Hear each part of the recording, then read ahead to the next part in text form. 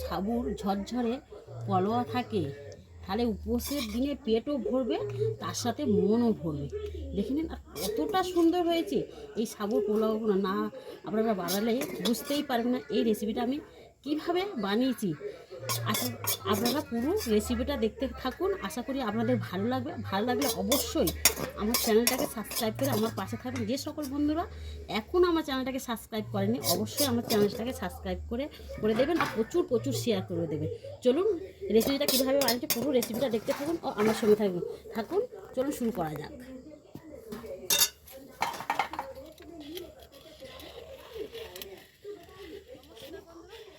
আমি আবার হাজির হয়ে গেছি পরিবার হিসেবে আরেকটি নতুন রেসিপি। কালকেই শিবরাত্রি, সেই শিবরাত্রি স্পেশাল একটা আমি সাবুর রেসিপি করব। কীভাবে এই রেসিপিটা আমরা বানাই আপনারা পুরো রেসিপিটা দেখতে থাকুন, আমার সঙ্গে থাকুন। আশা করি আপনাদের ভালো লাগবে। ভালো লাগলে অবশ্যই আমার চ্যানেলটাকে সাবস্ক্রাইব করে আমার পাশে থাকবেন। চলুন তাহলে রেসিপিটা শুরু করা যায়। দেখুন তার জন্য এখানে নিয়েছি 1 বাটি সাবু আর এখানে নিয়েছি কিছু সবজি। প্রথমে সাবুটা আমি আগে 3 থেকে 4 বার ভালো করে ধুয়ে নেবো। এখানে এই পাত্রের মধ্যে ডেক্সির মধ্যে আমি ঢেলে নিলাম।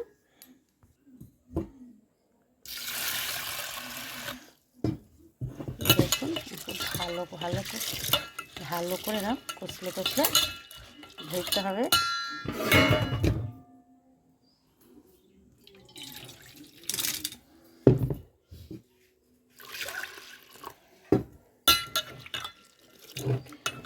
যতক্ষণ না মোটামুটি পরিষ্কার জলটা বার হবে ততক্ষণ সাবুটা একটু রোগড়ে ধুয়ে নিতে হবে। কষলে দেখছেন যে এই সাবুর মধ্যে যে এই সাদা জলটা আর থাকবে না, একদম পরিষ্কার ফ্রেশ জল থাকবে। ততক্ষণ আমি ধুয়ে নেব। দেখুন ধুয়ে দেখুন 4 থেকে 5 বার ধুয়েছি আর জলটা দেখুন কতটা নোংরা। এবারে ওই যে বাটির মাপে আমি সাবু নিয়েছি ওই বাটিরই হাফের হাফ কম আমি জল দিয়ে নিয়েছি সাবুর মধ্যে। দেখুন জল দিয়ে এবার আমি একটু ভালো করে ঢাকা দিয়ে রেখে দেবো 1 থেকে 2 ঘন্টা মতন। দেখুন আমি সবজিগুলো কেটে নিয়ে চলে এসেছি রান্নাঘরেতে। কী সবজি নিয়েছি দেখুন। এখানে একটা আলু নিয়েছি, গাজর কেটে নিয়েছি, বিনস কেটে নিয়েছি, ক্যাপসিকাম কেটে নিয়েছি আর 3টে কাঁচা লঙ্কা নিয়েছি। আর তার সাথে নিয়েছি চীনা বাদাম, কাজু বাদাম, কিশমিশ আর গোলমরিচ গুঁড়ো আর ঘি। আর এখানে রয়েছে সিন্দুক লবণ, যেহেতু আমরা উপোসের দিন সিন্দুক লবণ।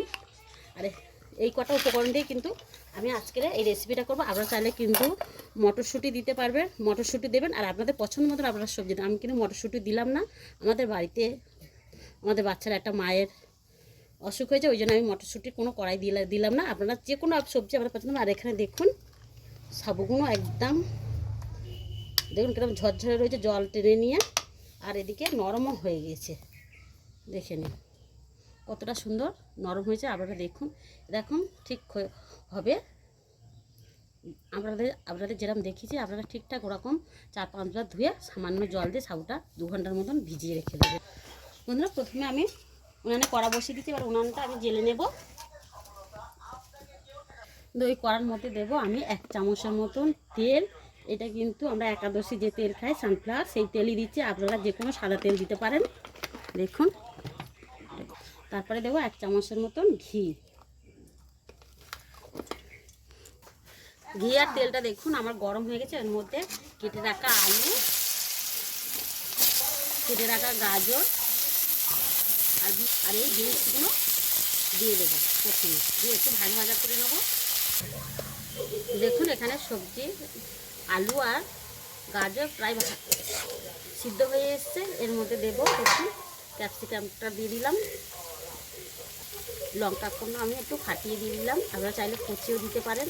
আমি যদি বাচ্চা খাবে বলে আমি গোটাই মানে 2 চালা এই 2 টুকরো করে দিয়ে দিলাম। এবার স্বাদ মতো লবণ দেবো, লবণ যাতে আমি দিইনি। দিয়ে এবার আমি নাড়াচাড়া করে নেব। দেখুন এখানে সব কটা সবজি একসাথে আমি একটু নেড়ে চেড়ে নিয়েছি। এবার এর মধ্যে কাজু আর কিশমিশ দিয়ে দিলাম, দিয়ে আবার একটু ভাজা করে নেব।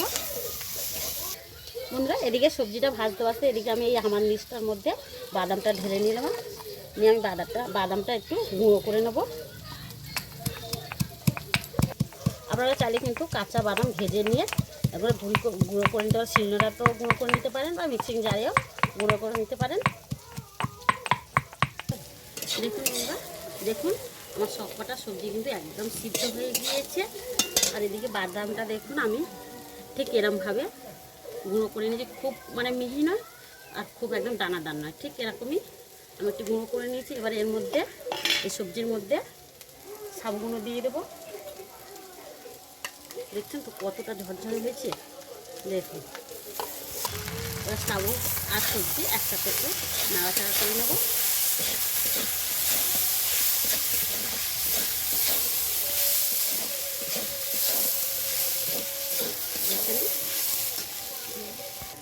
এবার ওই সাবুর মধ্যে দেবো ভেজে মানে গুঁড়ো করে রাখা চীনাবাদামটা কিন্তু দিতেই হবে। আর এখানে 1 চামচের মতন গোলমরিচ গুঁড়া, আর দিলাম 1 চামচের মতন চিনি।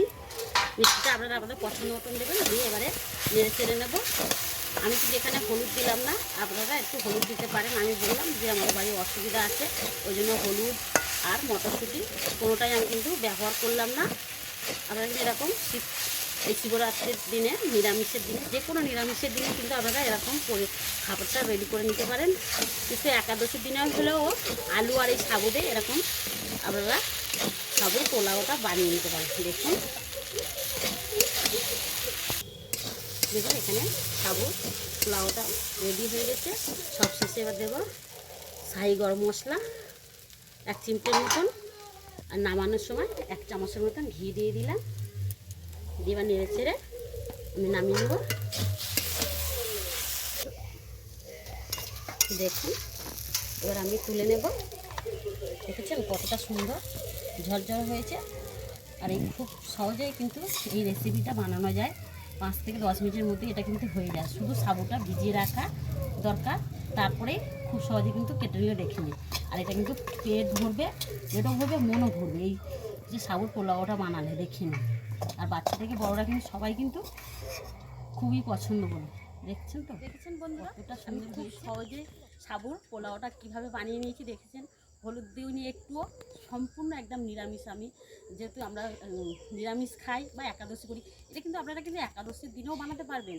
আমি আপনাদের বারবার করে বলছি, আপনারা একাদশীর দিনেও একবার বানিয়ে খেয়ে দেখবেন। আমরা বানিয়ে খাই, শুধু আমরা বিনসটা দিই না, গাজর, আলু আর সাবুদানাটা দিই। বাদাম তো আমরা খাই একাদশীর দিনে। আর এই চতুর্দশীর স্পেশাল এই সাবুর পোলাওটা তো আরও ভালো লাগবে। কিন্তু চতুর্দশীতেও কিন্তু হলুদ খাওয়া চলে না, অনেকেই খায়। আমি সেই জন্য কিন্তু আজকে হলুদ টলুদ কিছুই দিলাম না, শুধু সামান্য গোলমরিচ দিয়ে খুব সহজেই 5 মিনিটের মধ্যে এই রেসিপিটা আপনাদের দেখিয়ে দিয়েছি। দেখে দিন। আমার রেসিপিটা ভালো লাগলে অবশ্যই আমার চ্যানেলটাকে সাবস্ক্রাইব করে দেবেন, আমার পাশে থাকবেন, আর প্রচুর শেয়ার করে দেবেন। আজকের এই অবধি, আবার দেখা হবে নতুন রেসিপি নিয়ে। ভালো থাকবেন, সুস্থ থাকবেন, নমস্কার। দেখুন আর কতটা ঝরঝর হয়েছে দেখে নিন, আর কতটা সুন্দর দেখুন। এরকম যদি যে কোনো উপোসের দিনে যদি এরকম বানানো যায়, পেটও ভরবে, মনও ভরবে, পেট তো একদম ভরে যাবে। সাবু তো আমরা কিন্তু অনেক কিছু করে খাই, কম তেলে একটু সামান্য ঘি দিয়ে কিন্তু এরকম সাবুর পোলাওটা বানানো যায়। দেখে নিন কতটা সুন্দর আর কতটা মজাদার হয়েছে। দেখেন খুব সহজে কিন্তু আমরা বানিয়েছি। আমার রেসিপিটা কেমন হয়েছে আপনারা অবশ্যই কিন্তু কমেন্টে বলবেন। Tata, bye bye.